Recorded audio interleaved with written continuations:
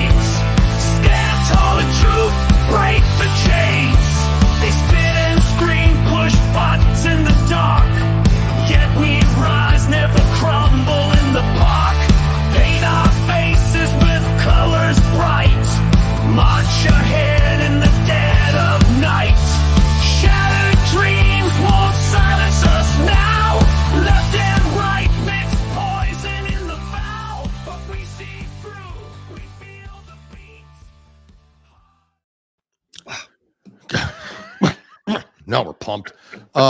Good morning again, everybody. I am still having internet issues. We'll have that till the end of October. We'll get into that later. So if that happens, Jim knows what to do. He's a professional. He will take over. Jim, let's real quick get to our sponsor. We have a short time with the commander. So let's hear from Grit Gear and Lock and Load, and we'll be right back and bring the commander up. Grit is defined as firmness of character, unyielding courage in the face of hardship or danger. At Grit Gear Apparel, we honor all military, police, fire, public service, and patriotic Americans, both men and women regardless of color, creed, or religion. Our brand represents the love and freedom for our country, the heroism of all our men and women, and the principles of what this wonderful country was built on. Our goal is to regenerate the sense of patriotism and to spark the American pride within us, to stand together in the toughest times and become victorious, to preserve all our freedoms, to honor our flag, and to respect the men and women who have fought and died for us to have these freedoms. Wear our brand with pride, with a sense of patriotism, and as a statement for the love of our country.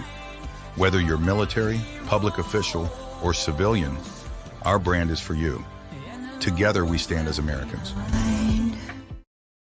Folks, that's right. Remember, gritgearapparel.com.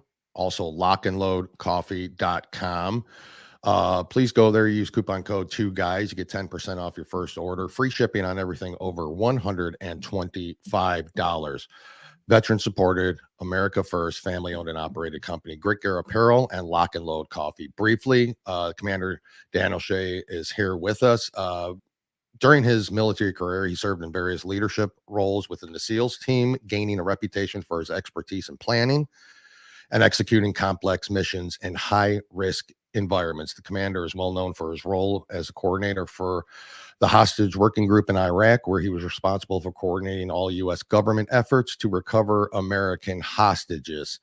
His work in this position involved liaison with multiple agencies, managing delicate negotiations and leveraging intelligence to ensure safe return of captives. You've seen the commander. He's been on CNN. He's been on Fox. He's been all over the place. He's here with us today. Let's bring him up. Jim. That's your job. I'm getting there. That's Jim's job. He's behind the scenes. Commander, how are you, sir? Thank you for joining us. We know you rearranged your schedule for us, and we appreciate that. And we've got short time with you today. So if I missed anything in the bio, and I know I did because afterwards you've done a lot of things as well. I didn't get into that after that. If you want to briefly go into that, and then we can get right into the latest news about 6 hostages who were murdered in Gaza. Again, welcome. Thank you for coming on the show. Yeah, my pleasure, guys. Honored to be here. And, it's, well, you nailed the highlights. I was in the SEAL teams in the 90s, got out, 9/11 hit. I immediately came back in, came back as, lieutenant commander almost right away. And, I was a staff officer like everyone else, which everyone does it. Even Green Berets and Navy SEALs have to play the staff role. And I spent 2 years at Special Operations Command as a liaison to U.S. Central Command. General Tommy Franks, the early days of the war. And my claim to fame, or what I'm infamous for, is in the summer of 2004, I took one more set of orders to go to Baghdad for what was supposed to be 120 days in the sandbox. And day one on the job, it was July 6th of 2004. It was just about a month after the Nick Berg beheading. And I went to a morning meeting with the ambassador staff, the Pull Mill ambassador, Ambassador Newman, and his chief of staff came down to the laundry list of items of coordination for the day. And the last item was about 2 Bulgarian truck drivers that had been kidnapped in Mosul. Quote, some guy named Zarqawi says he's going to cut their heads off unless the Bulgarians pull their troops out of Iraq. He said President Bush called the president of Bulgaria, said, hey, it's an important mission. The Bulgarians have a 500-man battalion in the coalition of the willing. Roughly 40 odd nations were involved in the effort to, bring stability and security and democracy to Iraq. And he said, we'll do it. We will do everything we can to save these 2 hostages. And 2 envoys were flying in that day from Bulgaria. And the chief of staff looked at the one military guy in the room and said, Dan, you're a Navy SEAL. Go call your friends. And that simple tasking. And I talk about it in a leadership lecture I do called Message to Garcia, which every incoming midshipman and plebe at the West Point learns about taking charge when you're given a task. And it's the most, everyone in the military, especially the Army, knows the lesson at Message Garcia. And I encourage your viewers just to simply go online, Google Message Garcia, and read this parable about a Spanish-American War, turn of the century. The U.S. wanted dominance in our part of the world. They didn't want European powers to have control. And Spain still controlled Cuba. That was a Spanish territory. And the president at the time, McKinley, wanted to get a message to the leader of the insurgents in Cuba. And it was a General Garcia hiding in the jungles of Cuba. And he said, we must get a message to Garcia. So the call went out in the War Department, what we now call the Pentagon. Back when we used to win wars, we called it the War Department. But they summoned this young West Point graduate. He was like a first lieutenant, maybe a captain, Captain Rowan, or First Lieutenant Rowan. And he was summoned to the War Department, brought in a room with a bunch of generals. And they simply said, Lieutenant, this message must be delivered to Garcia. He simply walked up, saluted, grabbed the satchel, put it over his shoulder, turned around and went out and executed the mission. And the concept being that your entire military career being enlisted or officer, someone is always outranking you. Someone's always giving you orders until you make 4 stars and you're the chairman of the Joint Chiefs. And even then, you're taking orders from the commander in chief. It's that use your initiative to go get the job done. And that's exactly what this young lieutenant did. And he accomplished that mission. And I've used that parable that when I was handed that kidnapping case, I think I was 34. I had just enough experience. When you're a field grade or a major / lieutenant commander, you're just knowledgeable enough to do things, but you don't really have any authority because you're not a colonel, you're not a Navy captain, or much less a general. But God gave me that mission at that time to handle that task. And that's why I can speak with authority on these hostage taking incidents from these jihadi groups that, every couple of years, there's a new group that comes up between Al-Qaeda, which is what I dealt with. The Taliban, obviously, off the Horn of Africa became a huge issue, the piracy issue. And ISIS, as we all recall, a few years ago, they were doing these beheadings. I mean, the Nick Berg beheadings became a live scenario with ISIS. And now we have Hamas. And they just executed 6 hostages, one including Hirsch Goldberg Paulin, who was an American-Israeli citizen. They literally executed them on the verge of a rescue. The IDF were, coming into the tunnels. And I can tell you a more challenging environment to do a hostage rescue mission than a channelized area, which is virtually going through those tunnels. It's what we call a fatal funnel. When you go through a doorway into a house, SWAT officers, special forces, when you're going in to clear room. That fatal funnel is the doorway. And immediately going in, you go break left, break right. You want to get away from that fatal funnel where all the bullets are being attracted, because that's the light and that's what the enemy's pointing at, because I know you're coming in to get them. But when you have these tunneling systems, virtually that entire tunnel is a fatal funnel. So the only way you can pull off a successful hostage rescue mission, as I've always learned from my time in Iraq, takes three things to pull a rescue off, hostage rescue. Number one, proof of life. You want to ensure that the hostages are still alive. You don't want to risk forces unless you're after a successful recovery. Number two, a 10-digit grid. You want to know exactly where that hostage is being held, because you need the element of surprise up to the final moment when you break in, you breach the door. Yeah. Virtually impossible in those tunnels. And then number three is the authorities to launch the mission, which in my case was sometimes the hardest thing to get. But it's really a tragic, because, they were on the verge of another ceasefire talk. The Americans are the only ones who really have leverage over Netanyahu, because we're supplying technology for their Iron Dome, obviously a lot of the munitions, their jets and everything. I mean, virtually the U.S. gives probably more money to Israel than damn near any other country.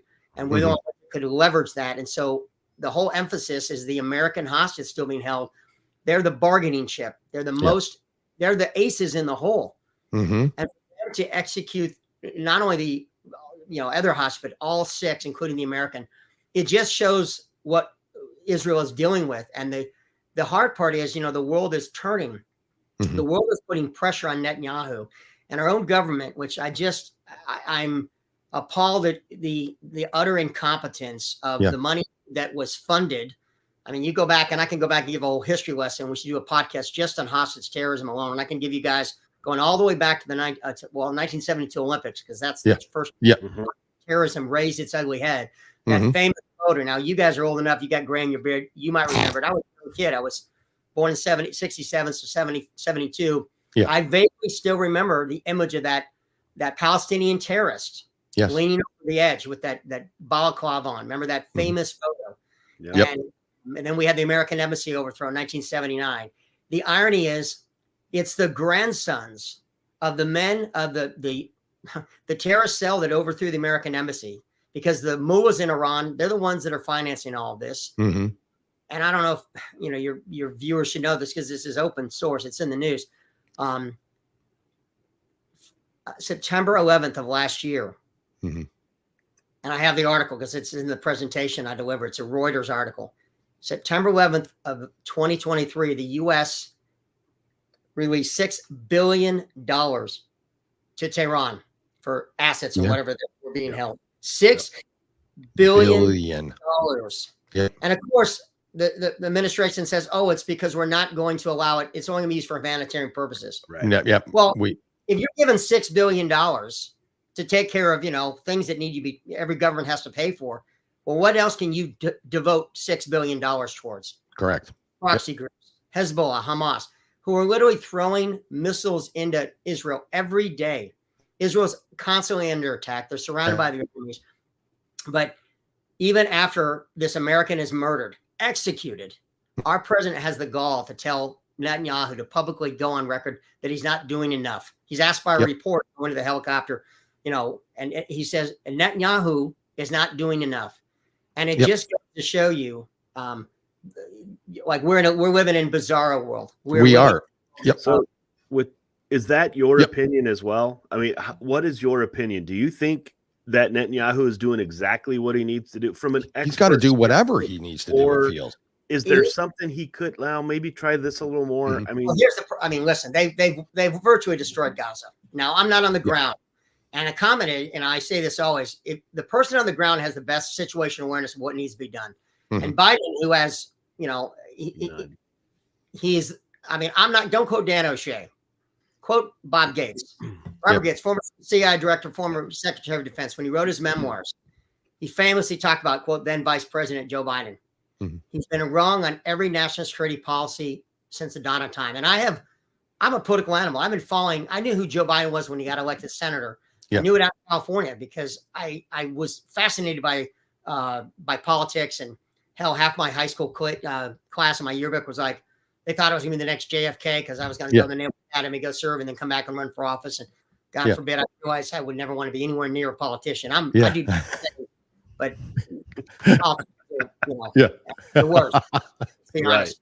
And I got skeletons in my closet, so I couldn't run anyways. But but no, Joe Biden, and I would listen. You listen to the policy positions of Democrats, and this is their problem.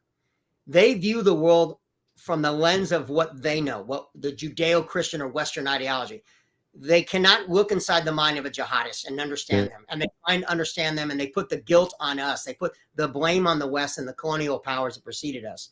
England, France, Portugal, you can rattle off almost every European power at one point was into the colonialism. And virtually, besides the Philippines and a little slice of Guantanamo Bay, U.S. has not really been in empire building beyond economic power, obviously military power. And yet when we go overseas, all we ask for is ground to bury our fallen. We don't take anything for the most part. That's truly American history. It's been twisted now. That's not what we do. But, we have concessions that before Biden administration, Obama did the same thing. They released $400 million in a cargo plane for 4 Iranian American hostages that had been held in Evin prison, and the same thing. So this notion, U.S. foreign policy towards hostage terrorism, everyone presumed was we don't negotiate with terrorists. Right. Yeah. And the reality is, and I'm being honest, even Reagan, who's famously taken that position, right, and he's made statements to that effect. But even Reagan was negotiating arms deals with Iran-Contra. So no one is immune from this. Correct. But you do it in the shadows. You don't publicly announce your transfer, and you don't transfer $400 million, for God's sakes, much less $6 billion. So, the irony is, this has just been coming out from a dear friend of mine who you guys need to get on your show, Sarah McAdams, former CIA targeter analyst. She's brilliant. And her and her partner, who was one of the GRS guys, Boone, in the movie, that one guy that I think had the best quotes in the movie, frankly. And I know Boone now, and Boone's a man of few words. But when Boone talks, you listen. And Boone is a remarkable human being, just like Sarah. And they live together here, and they're in Florida. They're in like Palm Harbor, I believe. And I'll hook you guys up because Sarah can go into the stuff. And she just revealed on a podcast with Sean Ryan about a month ago, the U.S. is flying in a plane load of cash every month into Kabul, and it's somewhere between $40 and $80 million. And that money is going to the Taliban that died. It's going to their families. And think about that. Wow. I mean, they do nothing for the families of our fallen. You've got to do 20 years to retirement, or you get your VA disability check. But the average veteran who serves that doesn't have a VA disability or doesn't get a full retirement, guess what? They do their 4 years of service, might have gotten shot, might have been wounded, certainly lost buddies. They're going to get nothing for the rest of their life unless, maybe they have a VA disability. But we, the U.S. taxpayers, are funding this terrorism. Both it's unbelievable. We know there's a lot of jihadi groups that have returned to training camps in Tehran. Sarah talks about that. Yeah, it's just our foreign policy is so upside down, and it's a lot of veterans, especially the Iraq, the Afghanistan veterans. 20 years, 10 trillion spent. We have nothing to show for it. Nothing. And the way we exited Afghanistan 3 years ago, literally this month. I mean, this month. 26. Well, the bombing went off on the 26th. We actually left officially, I think, on the 30th. But as I call it, Pax Americana. And let's go back real quick history. The Roman peace, Pax Romana means Roman peace. And we all know about the Roman Empire. It lasted 1,100, 1,200 years. Rome wasn't an ascendant power until probably the 6th, 7th century. But when they became so dominant and they pushed out to all the known world at the time, all the way to England, all northern Europe, southern Mediterranean, touching, a lot of what is now modern day Iran, Rome was the dominant world power. They dominated the Med. And there was an era of 200 years of relative peace in the world because no one could challenge the might of Rome. And they called it Pax Romana, Roman peace. The only other empire that, parlayed this was Pax Britannica when Britain ruled the seven seas. Like 1775, Queen Victoria up until about 1945, England had the dominant sea power, and the quote sun never set on the British Empire. 1945 until recently, the U.S. was that dominant power. Now, there was an era of bipolarity with the Soviet Empire, obviously, but the Soviet Empire economically collapsed, proven to be a fallen system. Correct. They've come back to a certain extent under Putin, but their economic system was proven to be cannot compete with capitalism. Correct. And yet now you look at our country. We pulled out of Afghanistan. Yeah. And I can say this as a veteran. I can say this as a history. I studied history in college, and I need to write this book one day. But when they go back and look at the end of Pax Americana, because every history has that date and time, a battle or some incident where England, Rome fell. And I'll quick caveat to go back to Rome. The height of the Roman power was under Maximus Aurelius, Marcus Aurelius. I have his book right here, Meditations. Everyone who doesn't have it, get a copy of this and try and read this daily. But Marcus Aurelius was in his 70s fighting the Germanic tribes, pushing the expanse of Rome. If you look back, go to the movie Gladiator. Hollywood always fucks up history. They never get. They'll pick a general from one battle and throw him in because it makes it a 6-year story. Well, correct. Marcus Aurelius was truly, as depicted, was an old man fighting the Germanic tribes, pushing the expanse of Rome. And he was a Stoic philosopher, trained by Greeks. He ruled for the betterment of Rome. Marcus was not about himself. He was about improving Rome. And he constantly had this inward look at himself every day about how do I make myself a better man? Ultimately, as in the movie, in true life, his son, his leadership was passed on to Commodus, right? And portrayed by Joaquin Phoenix. And if you look at the real Commodus in real history, he makes the character portrayed by Joaquin Phoenix seem rational by comparison. Oh, wow. Yeah. A psychopath. Commodus did fight in the Colosseum. He put tons of resources into the he spent the national treasury on the gladiator games to keep the crowd amused while Rome on the outside was falling. And because Commodus made a deal with the Germanic tribes, the very tribes his father had been fighting, he made a deal to basically have a truce with them that ultimately 100 years later, the very tribes that Commodus made concessions to, like we just done, the United States, they fell. Rome fell by those very tribes. And what did Reagan say? Time and time again, we are one generation away from losing this thing. And frankly, and I speak with my veteran peers all the time, the signs are there. And it's very important because we have an avowed Marxist whose father was taught Marxism. She's been repainted. I mean, a month and a half ago, Kamala Harris was worst vice president in history. Correct. Nothing. I mean, sure. One thing we can even put to her was that she was the border czar. Now media is saying she never was the border czar. Yeah, correct. It's all propaganda. It's so scary because the American public, not your audience and not a lot of podcast audience out there who want the truth, not the 3-minute sound bite you get on CNN. They want to listen to an hour, sometimes a 6-hour podcast to get the truth, because the truth is out there. And that's the beauty of, what you guys are doing with this show and this series, getting your stuff out. But that's the challenge. And I know I've gone way off course. No, absolutely not. Back to the Israeli hostages that were just executed. Hamas executed one of their aces in the hole. I've heard there's 4 remaining Americans. I've heard 7. So I don't know what the exact number is. They just killed one of the aces. Why would they do that? Because they have no respect. And what did we do? Weakenship in the United States. Our president just said, put the pressure on Netanyahu. And this is the crazy world we're in. You go to the funerals. And again, my heart goes out to those families. You have to understand.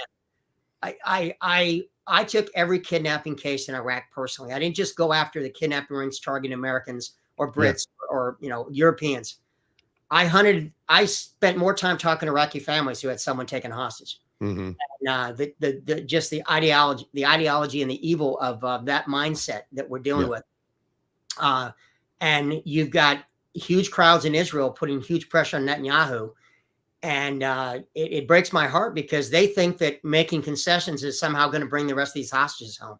And I hate to say this, and it's hard to do, especially when you're doing a news interview on even Fox, to say, in my mindset, when there was someone taken hostage, especially an American, I just had to start from the calculus. Okay, that person's going to get killed, and we're going to see a video in the next couple of days. I had to start from that operating mindset because to get that hostage back, now there are forces that can do it. There's only the U.S. has the capability. The UK Israel obviously does, but Yeah. not a whole lot of the nations around the world have the legs and can go pull off these very delicate missions.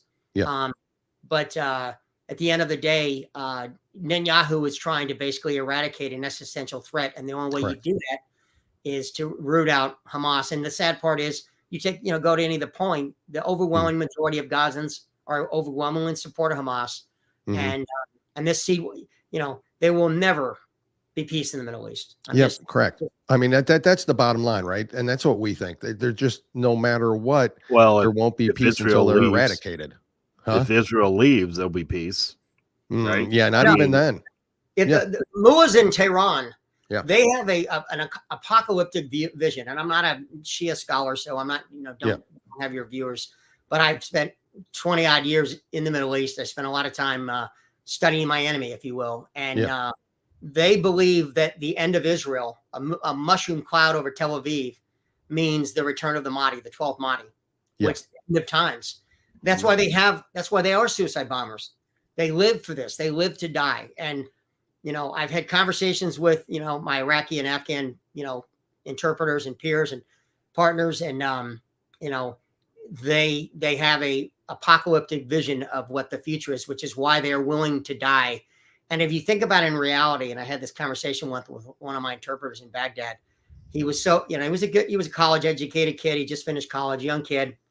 Not experienced in the world. Still, he was a virgin. I could tell by talking to the kid. And we got into this whole conversation about the concept of being a good Muslim. And he was trying to tell me that the jihadis that kill people, they're not good Muslims. They don't understand the true meaning of how you're supposed to live. And he said, if you're a good Muslim and you die, you get 72 virgins. And he starts describing to me how wonderful this experience is going to be. And I got a virgin telling me how great it is to make love to 72 women. And I'm looking at him like, you'd be lucky if, 2, maybe 3 in a week, brother, not in one day. I know.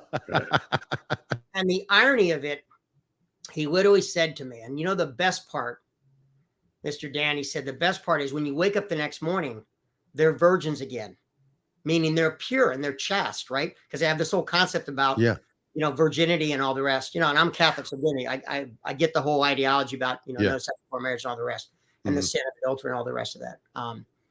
But he literally said to me, the best part is that they're virgins again in the morning. And I literally said to him, I said, Ali, so they didn't learn anything from the night before and you got to teach them all over again? Yeah. I go, are you crazy? I go, I wouldn't want 72 virgins. I'd take 3 pros, but not 72. I know. And he laughed. He got embarrassed. I was making a joke. Expensive. Sure. And he was a good kid. But you got to understand something that, they take the religion very seriously. And, they do. And the Shias and Sunnis, that's the real enemy. The real enemy is between the Sunni and Shia fight. And the reason Hamas and Hezbollah and support and Iran funding all this with our money, by the way. Yes. The reason we did this is that Israel is on the verge of an historic peace accords that were about to be signed between Israel and a number of these, Sunni-led nations, including Saudi and I think UAE. And that's why Iran had to do this, to foment that, because if all the Sunni-led nations and Shia, Iran is the only Shia major country that has Shia leadership, if you will. Yeah. That's why that's largely why they did the October 7th attack, because they needed to foment this discontent in the region and make sure that no fellow Arab nation would align themselves with Israel. But they have a longer, bigger vision for this, and it's wow. So with the, and I know you got to go here pretty soon, but with the administration, you mentioned it. Dale and I have talked about it many times, and we're not experts by any stretch. We hear from people like you who are the experts, who've been there, who know this. We think this entire administration is DEI. We think the entire administration is DEI. So I see no hope that this group is going to be able to help Netanyahu and Israel get it figured out over there, what needs to happen. And in my opinion, the more they talk, the harder it is for Israel to carry out what they need to do, because they know that Israel's most powerful ally, are we really with them? Is that your thought too? We're not with them, unfortunately. I mean, the fact that we're allowing these protests to go unhinged and to desecrate federal monuments all over this country. I mean, my God, it's unbelievable, isn't it? It as a veteran to watch what happens. And I have a bunch of New York City firefighter buddies, and I didn't know any New York City firefighters before 9/11. Let me put it, every time I go to New York City, I have a circle of friends. They're cops and firefighters, and I don't pay for anything. I can't pay for a beer. I can't pay for a steak dinner.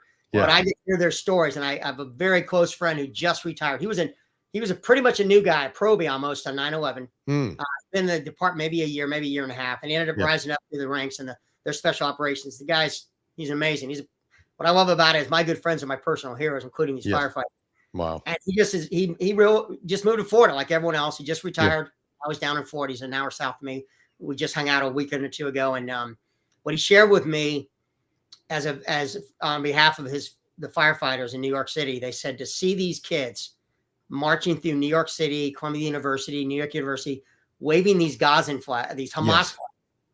He goes, it's the equivalent of seeing someone waving an Al Qaeda flag in New York. And it is, because there is no difference in the ideology very little difference between the ideology between Hamas, Hezbollah, ISIS, Al Qaeda. It's all the same. It is destruction of the West. So wipe out the Jews off the face of the earth, and to establish a caliphate, either a Shia or a Sunni. Correct. And that means you and I are going to submit. And if you look at England, the riots they just were having this past summer. Correct. You have whole-scale neighborhoods. There are neighborhoods in the UK that are more dangerous than Baghdad or Iraq, Kabul, after the war.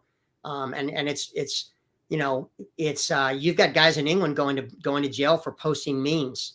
Right? Yes, correct. How crazy are we living in the world we're living in?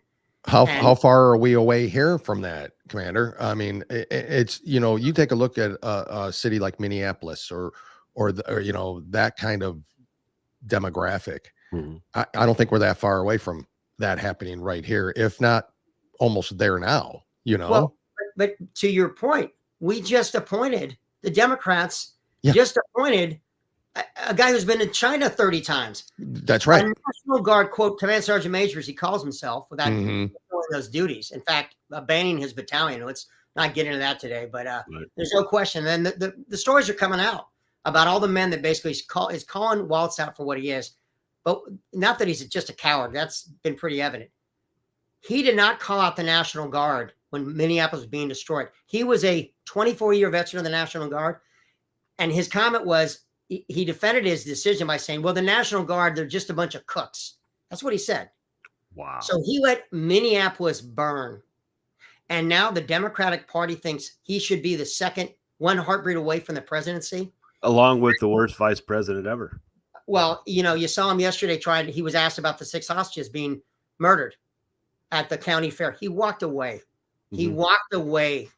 I mean, I'm like, again, bizarre world, the fact that, and guys, let's be honest, Kamala, she could win this thing. I know. The way the media has now painted her, again, a month and a half, 2 months ago, worst vice president in history, no achievements, famous for her laugh more than anything else, and word salads. That's what she was famous for. Right.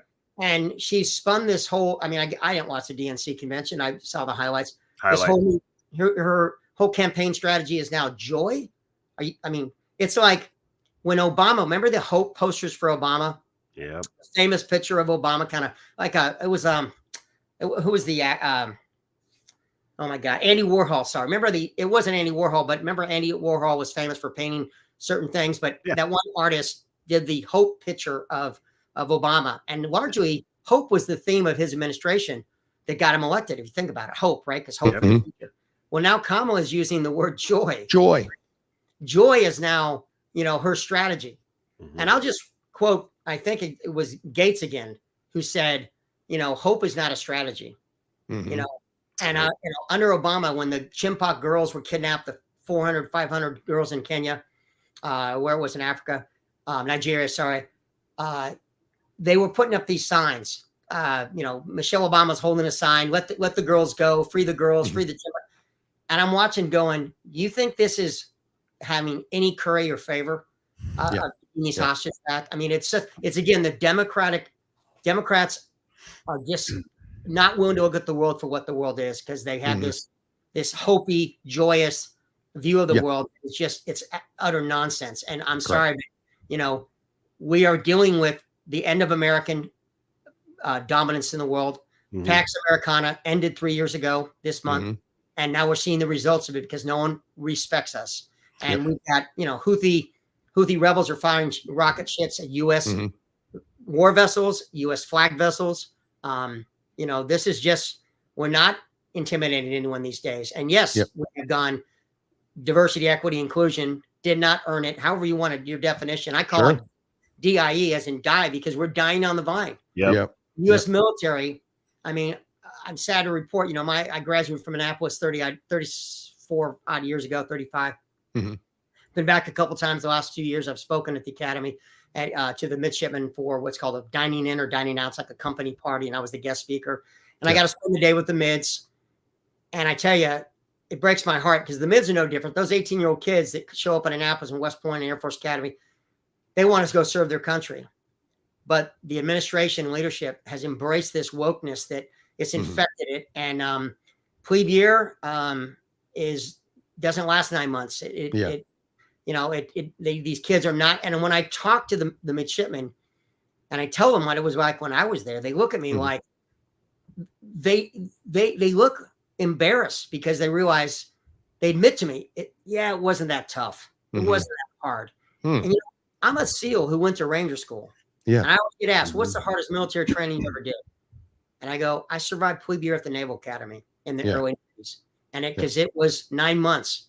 It was brutal. Every day was stressful. Every moment you woke up to the moment you put your head down.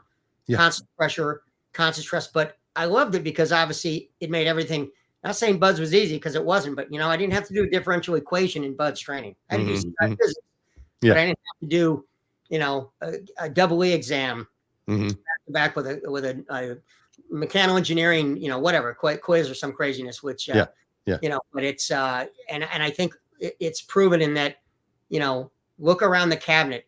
Everyone in the administration was chosen not by their merit, not by a meritocracy, not by their qualifications, checking a box, or their skin, their gender, and even more importantly, their ideology. And they keep pushing in your face. I mean, if I hear another, I can't even pronounce her name, the Jean Pierre or whatever. Jean Pierre. She just keeps thinking she's the most historic press secretary in history and cannot ever answer a question. Never, not a once. Answer a hard question. And and they get asked the obvious, but why won't Vice President Kamala Harris come out and do a press conference without a swim buddy, without a brander? And again, I'm so under impressed with Waltz. The more you learn about him, the more you're like, this. So again, I do fear for what's headed in the future because it's terrible. That's this. I don't know if you got to run. So I know we've gone over a little bit on your end. So you tell me if you got to get out of there. I do got a big disappointment, and I got to drive over to St. Pete. But guys, listen, let's do this again. And frankly, can we? If you want, we can do a deeper dive into hostage terrorism. I have a PowerPoint. I can knock it down to probably 10 slides, and just if you can put slideshows, I'm sure you can share. Absolutely. Yeah, you share them with us. We can put them up. I would. Let's do another longer session and let's really get to the core because this hostage terrorism has been around for a long time, and as I always say about the Middle East, everyone says prostitution is the oldest profession in the world. In the Middle East, it's kidnapping.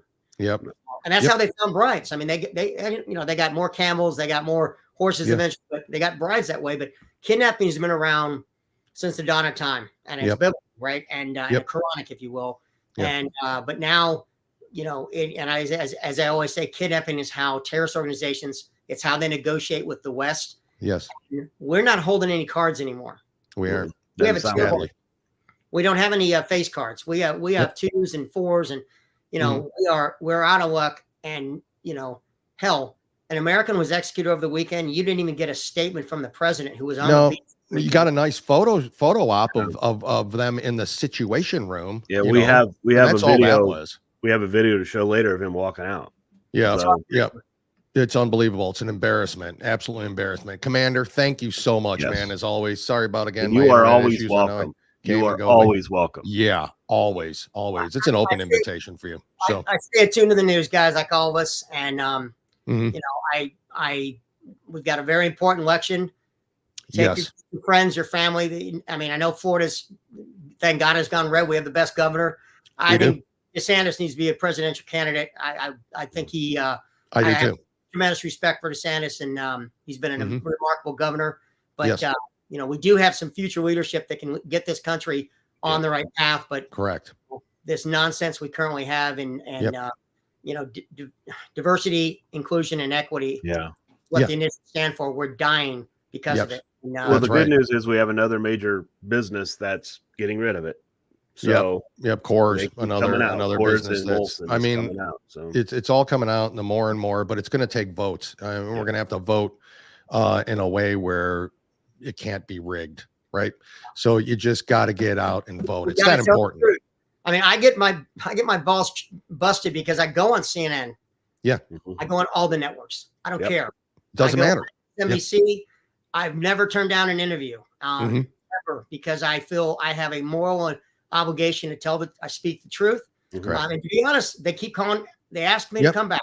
So, and I've had some zingers in the past with, on some of the networks. But as long as they're willing to hear unvarnished truth and about the reality of what we're dealing with what I call hostage terrorism, then I will share the message. And your audience are like-minded. I'm sure, but everyone needs to hear this, because the only way you change minds is go in the enemy's battle space and you debate them and have a conversation. That's right. Respectfully, but stick to have that conversation. Yeah. It's correct. Commander, thank you.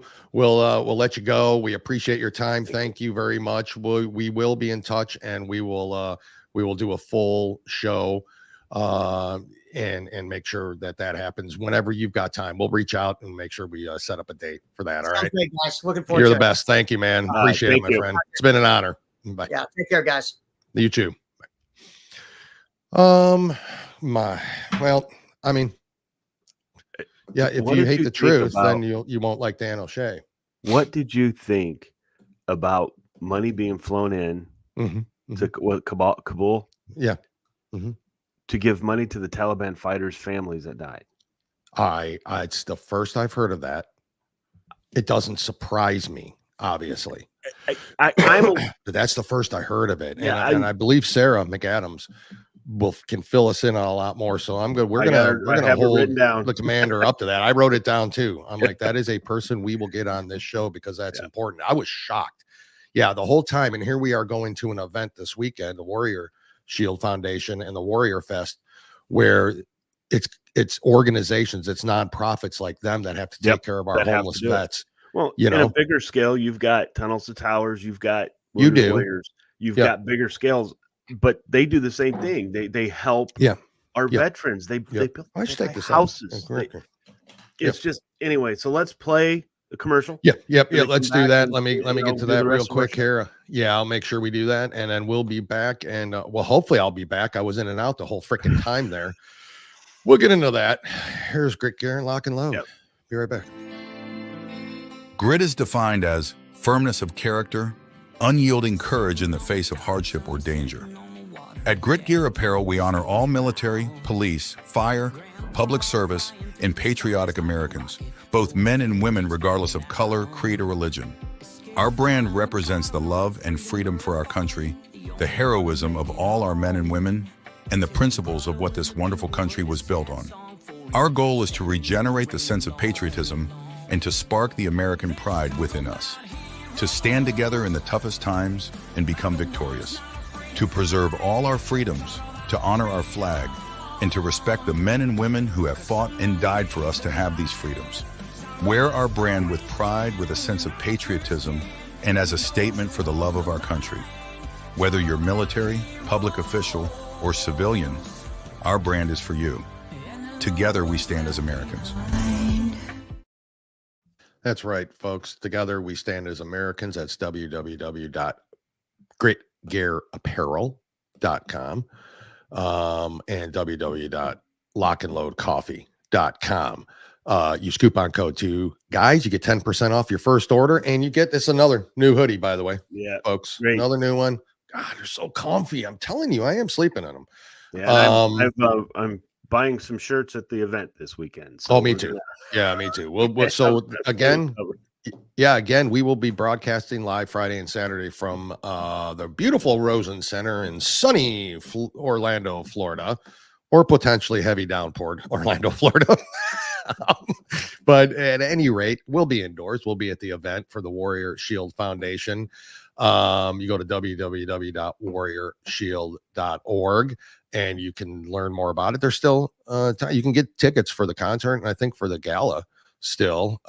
They're still available there. I don't know about VIP tickets, and I think most of the sponsorships, but you can, if you can't make it, and we understand that you can or can't, you can go donate. So you go to warriorshield.org and you donate, and you can bid on some items there if you want. We miss our producer today, Buckeye, who is not here to pop up those comments for us. But so just remember warriorshield.org and then greatgearapparel.com. lockandloadcoffee.com is where you get all this great stuff and great coffee, which Jim is drinking, by the way. Let's get into a little bit more about what's going on here. I want to play some videos here. So what I've noticed, picture right here. Oh, I love it. Look at that.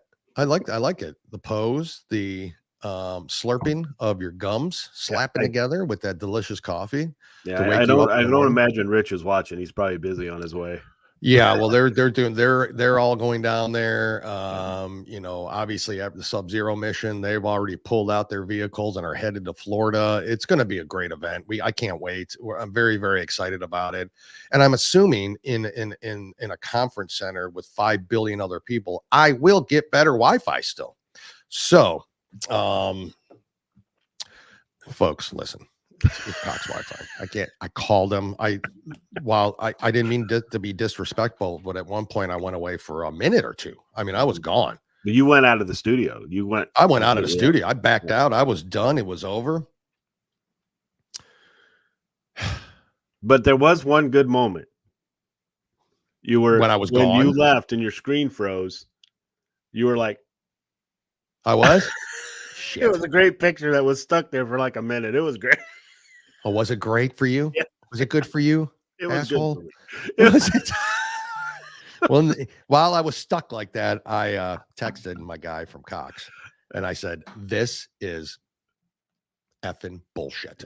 That's all I put. So, anyways, but it sounds like maybe the commander knows somebody who maybe hooked me up too. Yeah, to help me with that. So that was off air, and I appreciate it. Let's get into a couple things, guys. We know you've been hanging on, and we thank again Commander O'Shea. The utmost respect for that man and that individual. Folks, when it comes absolutely the utmost respect. Negotiating negotiating hostage release with terrorists, he's the one you should listen to. He's the expert. Not Jake Tapper on CNN or anyone like that. It's people like him. Sure, Rachel Maddow doesn't know more about hostage negotiations than AOC. She doesn't know. Yeah. She thinks all these people coming in are seeking asylum. They are. Yeah. Then that's what she thinks. Come through the right way if you want. Yeah, I know. Folks, listen. Good news. Kamala Harris is black. Yeah. She proved it in Detroit. She absolutely proved it in Detroit. Let's play Kamala Harris in Detroit. You ready, Jim? You better thank a union member for the 5-day work week. You better thank a union member for sick leave. You better thank a union member for paid leave. You better thank a union member for vacation time. Boy, I say, you better thank a union member. What? That was just better than what she did. It's insulting. It's insulting. It's insulting. So, like, you better listen up, boy. I'm going to tell you, you better thank a union member. I mean, when she's in the South, she has a Southern accent. Here she is in Pittsburgh. Same speech. Ready? Thank unions for sick leave. Thank unions for paid family leave. Thank unions for your vacation time. Thank unions for your high cost of your car. Thank unions for your Did you notice the difference in accent? Yeah. Yeah, I didn't. I mean, I was same speech, but placating to the crowd. She's the worst human being alive. She's scum. She's the worst. I think her running mate might be worse. Who? Her running mate might be worse. Okay. Well, maybe. Yeah. together. That is the worst pairing. And so there's no way America votes these two in. There's no effing way, Jim. There fairly, no way. Well, Kamala, though, to her credit, has always been black. We have the proof. Thanks, Two Guys, One Coup has the proof that she has always been black. Here she is, just a normal speech. Ain't no thing. Check it, bleed. Bro was on. Didn't trip, but the folks was freaking, man. Hey, the pilots were laid to the bone, home. So blood hammering out and jam, Jim. Shit. Tighten that bad sucker side the runway like a mother. Shit. Was that from Airplane?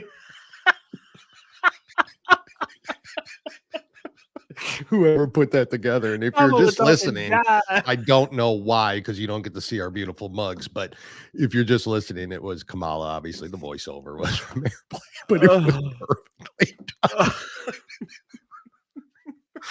Oh, God, if we don't laugh, Jim, like you've said it 100 times. Again, how many times do we have to stress this? Yeah. Less than a year ago, she was the worst vice president in the less than 3.5 months ago. Uh-huh. And now they're trying to convince us that she is going to be able to run this country. She's the second Messiah, Jim. She's Obama Jr. And make no mistake, folks, we know her policies. Well, there's, don't sit there and watch the policy. Oh, I'm for fracking. I'm for the frack. She is. Learn her policies, not from what CNN's telling you. Learn her policies. Yeah. And because, folks, it is not good. It's bad for the U.S. It's bad. Not.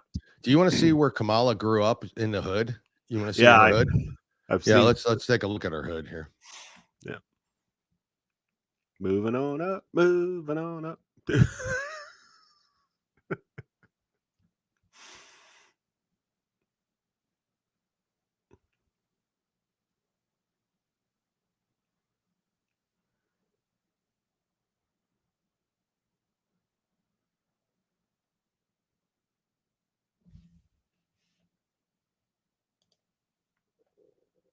You need to unmute your mic, buddy. Yeah, I was unmuted during the thing, wasn't I? Nope. That whole time I was muted. You were muted. I clicked on mute. What happened? I don't know. And I still, and my wife, have you noticed since the interview's over, my Wi-Fi has been absolutely spot on. Yeah. Spot on. Yeah. Yeah. But we all, grew up in, areas like that. Yeah, we all grew up like that. Low poverty stricken Montreal, Canada. That was her neighborhood where she grew up. Yeah. Spent her, I think, junior high school. I think she spent quite a long time in socialist Canada. So, yeah, she is a citizen, right? We're not going down that path, are we? I mean, I'm. Trust me, if she wasn't, this would have been out. So it. Not like Obama, where it was a handwritten. I'm from here. I'm from here. What was Benchwarmers when handed him a 25 and a note? I am 12. I am 12. I'm American here. I'm from here. That's all she wrote on it. Jim, I know you have some things to talk about. I do want to talk though, or show this embarrassment. Biden yesterday sitting at this baby desk in this makeshift White House room. And then the reporters just simply yelling. Now, why they're even bothering, why anybody's even showing up to a Biden thing, regardless at this point, he's a nobody. He's a nothing. Yep. He's done. They pushed him out. He's useless. Unlike he's been for 49 years, but this is why even do this? But they had a press conference, and of course the reporters wanted to ask him about the 6 hostages that were killed and the American hostage that was killed, that they, like mentioned, took a nice photo op of them in the Situation Room after. Here's what he did. It's hard to watch. It's a minute. It's hard to watch this. May God protect our troops.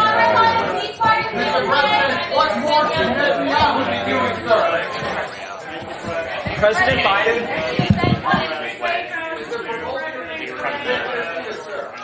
President Biden.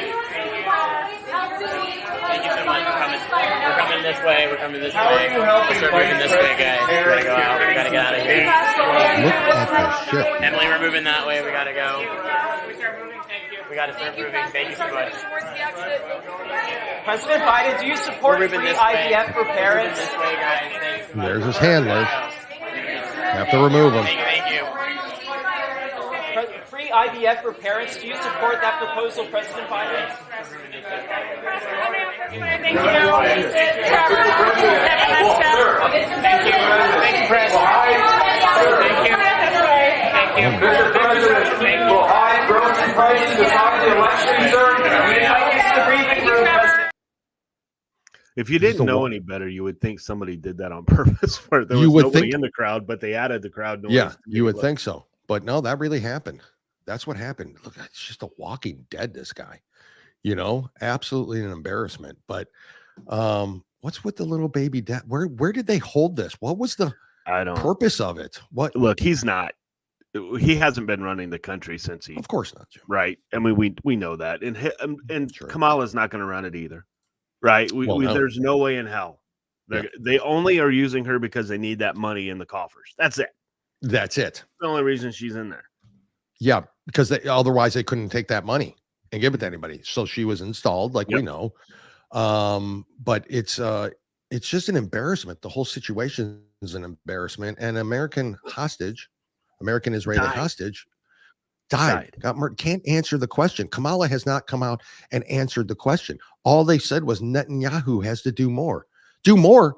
Annihilate the whole fucking area. Then that's what he has to do. You know, I'm so sick and tired of this bullshit. For future interviews on CNN, MSNBC, all these others, I challenge. I know they're not watching, but we can forward this to them. I challenge the reporters to do this. Yeah. When you are talking to them and you talk about the Israel situation with Hamas and Iran, and because it is Iran, it's everybody. All right, it's over there. Yeah. And challenge them by saying, how much of the $6 billion that you and President Biden gave back to Iran do you think is funneling back in to fight against Israel? How much of that do you really believe is there? Yeah, I know. Those are the type of questions you need to ask. Not what did you have for dinner today? I know. What did you have for dinner yesterday? Mm-hmm. You know, it's ridiculous. And to give you another idea, how many times do we have to hear her and her favorite people on the left protect democracy from Trump? Protect democracy from Trump. Do you remember ex-Clinton official Robert Reich? I think you're frozen.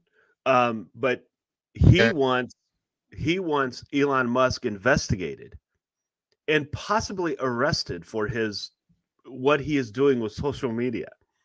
You know, like giving people free voice, letting us speak, letting fair speak go around. You can talk either way. If you're on the left, you can speak. If you're on the right, you can speak. He's allowing it, but they don't like it because President Trump is allowed on X. We are allowed on X. So our opinions. So this is an individual who thinks he should be jailed. They think he should be jailed. And now Elon Musk and RFK came out with in 2019 a resurfaced video that shows Kamala saying that government needs to have oversight and regulation on social media, except for Facebook, of course, except for TikTok. Yeah. You know, except for YouTube. And are you back? Think so. I don't know.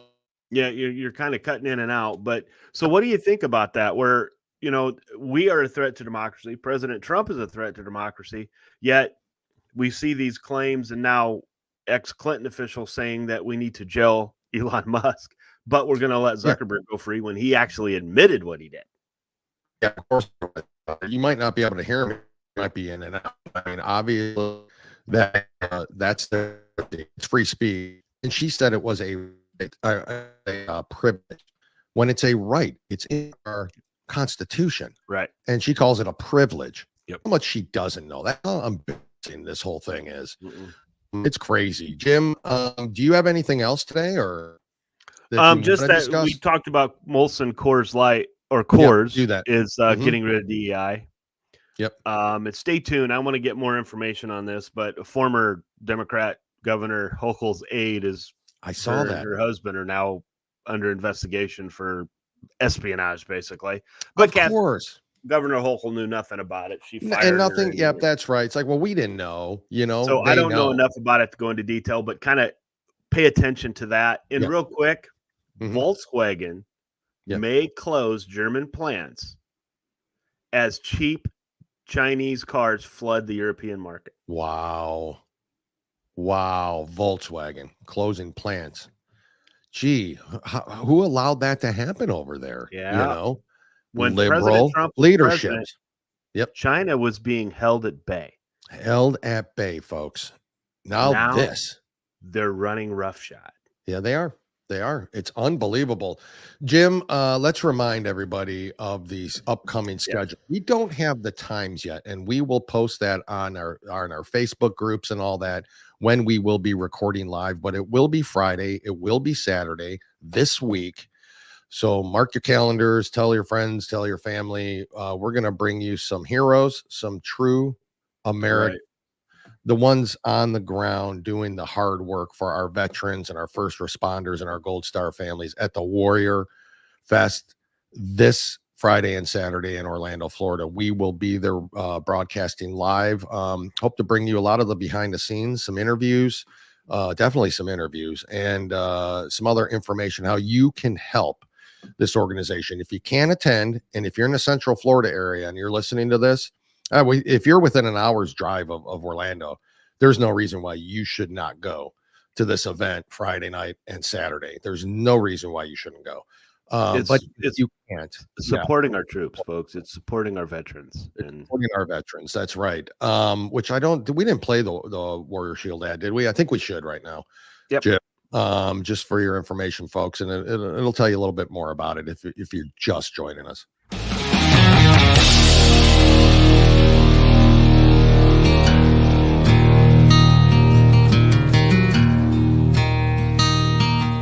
Warrior Shield Foundation is here to unite, honor, and provide support for veterans, first responders, and Gold Star family members.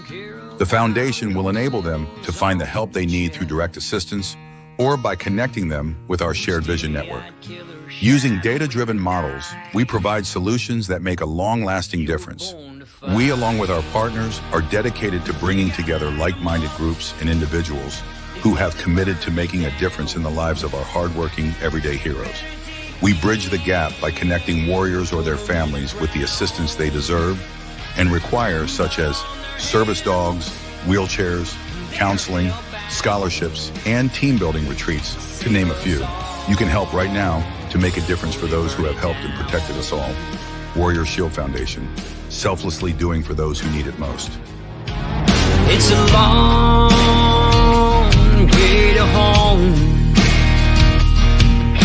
but you won't take the hard road all alone. Just look to your left and look to your right. You were born to fight. You gotta light 'em up. Yeah, folks, that's warriorshield.org. Please go there and support them. Jim, can I throw a couple comments up here real quick? Let's see here. To the Point podcast. I know those fellas. I don't know if you do, but I've listened to them. I love their show. They are not on our network. Would love to have them on our network. So, but keep up the great work, guys. Appreciate the show. We appreciate you too. No matter what network or where you're at, you're conservative and you're getting the message out there. Go listen to them as well. They're great. Like Commander O'Shea said, that's how you're getting the real news out. That's right. You're right. And it's podcast. So yep, that's right. Despite whether you have good Wi-Fi or not, get it out there. We've got a whole lineup now. So we do. This one, this was about Biden. Dude was like, "Don't answer that. We're done. We have to move." And then this level of focus required to move his hand and pick up that cup is sad. Poor guy's falling. That's other than his normal self. When he had to go do that, the slow maneuvering of just to pick up what was probably an empty cup to begin with, was a struggle. It is sad. And that's why they pushed him out of there, and they knew it, and he couldn't beat Trump. And now we've got the second coming of the Messiah, in Kamala Harris. I mean, she's if that terrible is vice president, but I think she's going to be a good president. Great. I mean, she's learned her lesson. She switched. She's flopped. She's for fracking. She wants to build a wall. She wants to thank a labor member. Jim. No, she doesn't want to do any of that. She's going to destroy the union jobs, folks. She's gonna, I mean, Volkswagen's closing plants because of China. You think that's not their plan here? That's what China is selling. China is selling their stuff at basically cost because they don't care. They don't care. That's point how they infiltrate it and take over the world. That's their point. They don't have to sell it at cost once all the plants and all the vehicles are stopped being made. Right. Now they can dictate whatever price they want. You know, that's the whole plan. Give it away. Yep. Your first one's free. It's like a drug. You know, hey, your first one's free. Oh my God, I'm hooked. Now it's going to cost you, buddy. You know, you want that bump of Coke? Now it's going to cost you a lot of. I don't know the terminology, bump of Coke. I don't know. I'm just guessing that's how it is. But no idea, Jim. Okay. I know you're a choir boy. Idea. People don't know. Jim's still a virgin, as a matter of fact, I think. So, I mean, touched for the very first time.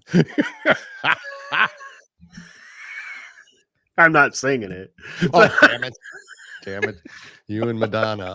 Folks, listen, again, thank you for joining us. We appreciate everybody. I know when you look at this, it doesn't surprise people that I think sex symbol, but pop I actually star. Found somebody who loves me, who likes it, and you know. Really? Yeah. I mean, I question her judgment, but hey. Oh, I'm breaking up again. So, am I gone again? No. Am I here? I'm going to end this before we are, folks. One of these times I'm going to say, yeah, you're gone. So you do something stupid. I know. You'll hear me swearing. Like, I'll be like, Cox, Wi-Fi. Like, I'll be. Hey, make this podcast gold, brother. So folks, join us. Well, like I said, we'll do a shout out for Friday and Saturday. Mm-hmm. Saturday, it might go a little longer depending on what we're doing, because we want to kind of make it kind of like a telethon. You know, call, please donate, go online, donate to the cause, even if it's $5, folks. Just donate money, help it out. $1, $5, any money, any amount of money helps. So you're clothing veterans, homeless veterans. You're helping them find the resources they need. Plus, you're helping them if they need wheelchairs, if they need service animals. It's just, you know, we say it all the time. I mean, it's just like nobody should be homeless in our country. We get that. There are people that choose to be. We've seen those, but those that don't, and especially the ones that served our country. I mean, for God's sakes, and especially what the commander said about money going to the families of terrorists who died, being funded by you, me, and the rest of the taxpayers in this country. So as of right now, Jim and I are going to never pay taxes again. Will you go on record? Jim is saying that? Sure. Never again. See you in jail, but never again. Where do you go? Are we going to refuse to buy groceries because it's taxed? Are we going to refuse? I'm going to steal my groceries from this point forward. Well, you can. Yeah. Depending where you live. In California. You can. Up, what is it, less than $700? I think 900. So I'm gonna steal that $899 big screen TV. Me too. That's Carry it on out the door. You don't have to worry about that. It's $899 before tax because you're not paying tax anyways. You're just taking it. And all those idiot Democrats out there that think, oh, they just can't afford it. When you go to buy that TV, it's going to be $1,200 now because businesses have to make money, whether you guys think they should or not. Yeah, they have to make money, and they have to increase their security forces up there. Yeah. So, folks, stay tuned this week and Friday and Saturday. We will be live in Orlando. Jim, that is it. Thank you again. Thank you to Commander O'Shea. Always an honor to speak with him. Yeah, we can't wait till he comes back. He's phenomenal. Love that guy. And folks, we'll see you all on Friday now. Yeah. Jim, safe travels. Goodbye. See you in Orlando, brother. Bye. Yeah.